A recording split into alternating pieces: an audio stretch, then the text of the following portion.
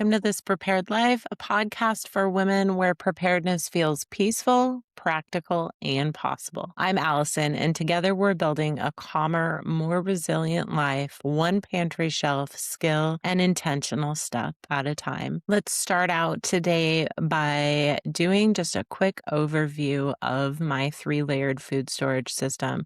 Today's episode, we are primarily going to be talking about layer 1, but I did want to give you a quick overview, especially if you're new here, so that you have a better understanding of my 3-layered food storage system. Layer 1 in my system is your kitchen pantry. This layer is the foods that you are eating. It's what's in your fridge. It's what's in your kitchen cabinets. All of us have a kitchen pantry in our house to some extent or another.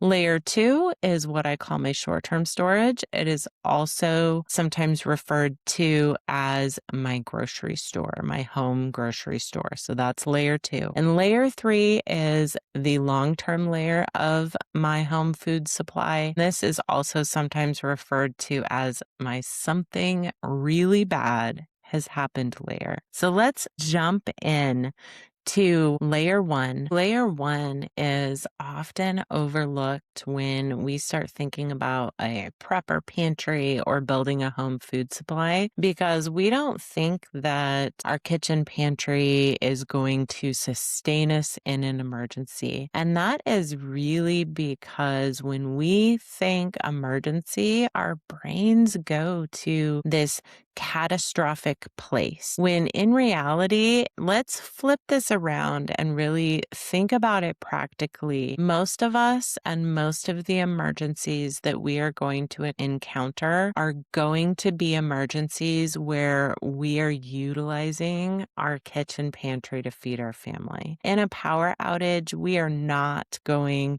to run down to the basement and get out that bucket of freeze-dried emergency food to feed our family dinner. No, we're going to open up our kitchen cabinets. We are going to pull out our camp stove or what other method we have identified that we're going to cook with in a power outage. And we're going to open up our fridge really quick and get out our ingredients and shut it before all the cold comes out, because a power outage is a most likely event. So think practically as you are planning your food storage, and understand and know that not every event is going to be a catastrophic emergency. Your kitchen pantry is vitally important in your 3-layered food storage system. If layer 1 is your first line of defense in most emergencies that we're going to encounter, what does layer 1 look like? Layer 1 is going to look different for each of us. And I know people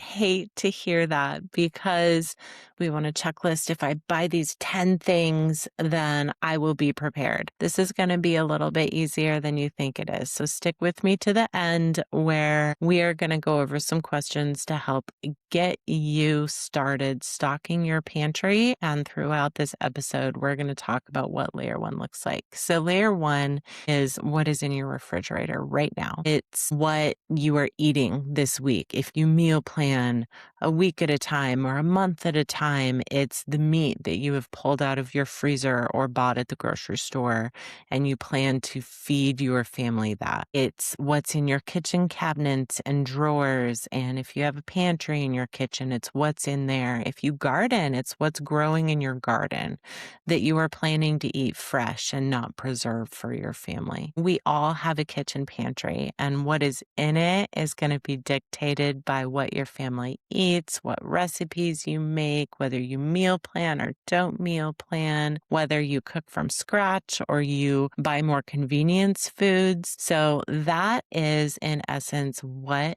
layer 1 looks like in this food storage system. I suggest, if you have the space for it, that you store 30 days worth of food in your kitchen pantry. And if you don't have space for 30 days, then don't store 30 days. Store 2 weeks worth or 1 week's worth. And if you think about your food storage in terms of recipes, you're gonna get a lot more mileage out of the space you have rather than storing random foods. Like, really be intentional and plan what you are storing in your 30-day kitchen pantry. What does packaging look like for layer one? Packaging for layer one in my 3-layer food storage system really does not look much different than what you bring that food home from the grocery store in. Unless you live in an area with pantry moths or you have ant issues, you really don't need to repackage any of the food that is coming into your kitchen pantry.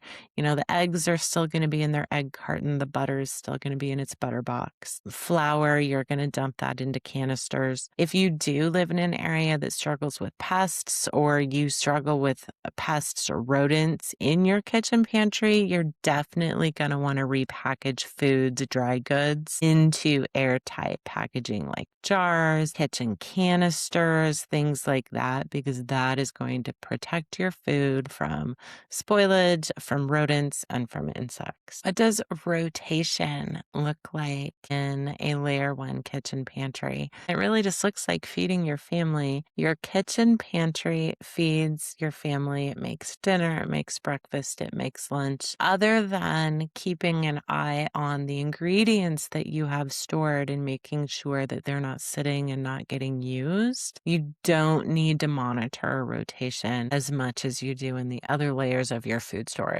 Oftentimes, when we think about preparedness, we think about these end of the world scenarios, these huge catastrophic events, and those can and do happen. But in all reality, our most likely events, and these are going to be different for each of us, our family is going to eat from our kitchen pantry. So here are some things that you can do right now to ensure that you have a well-stocked kitchen pantry, which is the foundation of your 3-layered food storage system. And that is going to help you have no waste of money, time, or your energy. It is going to help the nutritional content of your foods stay as high as it can.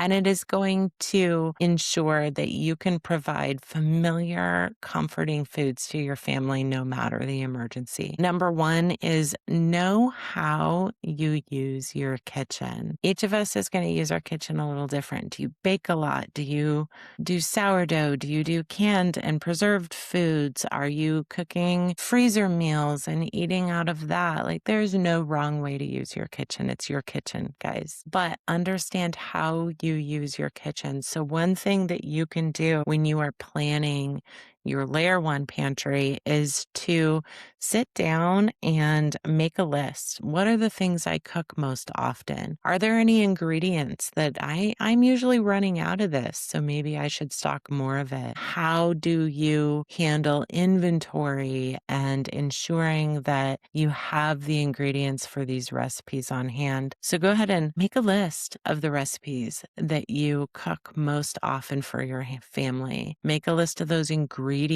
and really take note of how often do you actually use these things. Number 2 is open up your kitchen cabinets and buy more of what you see. Buy more of the shelf-stable foods that you see. This is going to get you started building a larger 30-day pantry for your family without having to actually make an exact plan for the foods you're putting in there. If you are buying food that you already eat, you know that you will be able to make a meal with that food. So what dry goods, pastas, rice, baking supplies do you use that you can buy more of?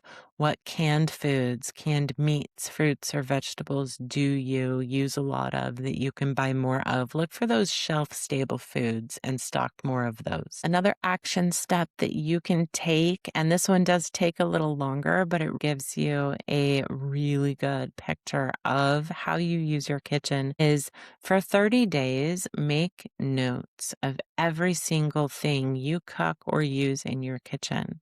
And this is helpful for understanding how you use your kitchen, but it's also going to be helpful when you get to layer 2 and you start thinking about your grocery store and the things that you want to store a larger stock of. So write down each recipe you make, write down the snacks you feed your kids, write down what you make for dinner and all the ingredients that go with that. Layer 1 of your home food storage, the most overlooked layer, because we tend to just gloss over it, is actually one of the most important layers. It is your go-to. It is your first line of defense. So I always suggest starting there when building your 3 layers of food storage. And if you have a well-stocked layer 1, whether you've been doing this for a while and you follow my 3-layer food storage system, or maybe you're new and this episode made you realize, wow, I have a lot more food prepped than I thought I did. I hope that that encouraged you. You are more prepared than most people if you have a well-stocked kitchen pantry. Thank you for listening to this episode today. Stay tuned for layers 2 and 3, which are coming up. Leave me a review on Apple or your favorite podcast player so